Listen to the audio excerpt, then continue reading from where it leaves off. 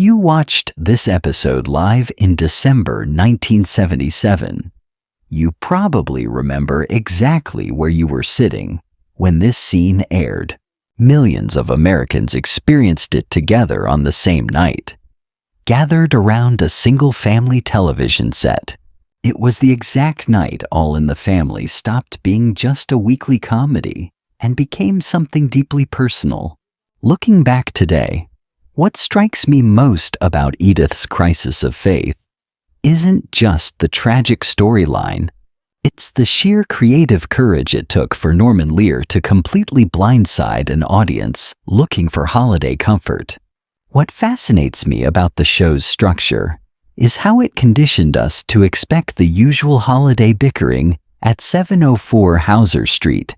We felt entirely safe in that familiar living room, but the writers brilliantly used our own sense of comfort against us. Many viewers may remember the return of Beverly LaSalle, the talented performer who brought so much vibrant energy to the screen. I've always believed Beverly was one of the few characters who could coax out a surprisingly gentle side of Archie Bunker. Underneath all of Archie's standard grumbling, a real, genuine friendship had been built over the seasons. One detail many fans overlook in these opening moments is Carroll O'Connor's masterclass in micro-expressions. Watch his face when Beverly walks in. O'Connor allows a genuine warmth to bleed through his typical tough guy armor. In late 1977, many Americans were already deeply worried about crime, economic uncertainty, and rapid social change. Seeing Archie and Beverly share a laugh offered a small but necessary sanctuary from those real-world anxieties. What makes this moment unforgettable is the calculated use of production design by the directing team. Look at the brightly glowing Christmas tree in the background. It serves as a visual anchor of domestic peace. Notice how the camera stays on the empty doorway for a beat too long after Beverly leaves, building a chilling stillness. What strikes me most is how this quiet moment builds a lingering sense of worry, beautifully setting the stage for what's to come. That peaceful atmosphere changes instantly with a heavy, deliberate knock at the front door as a police officer steps inside. What strikes me most about Jean Stapleton's performance here is her incredible, instinctive physical restraint. As the officer steps inside, Edith freezes over her holiday dish towel, conveying absolute terror through total immobility. The officer delivers the news. Beverly was targeted by street thugs in an alley and didn't survive the night.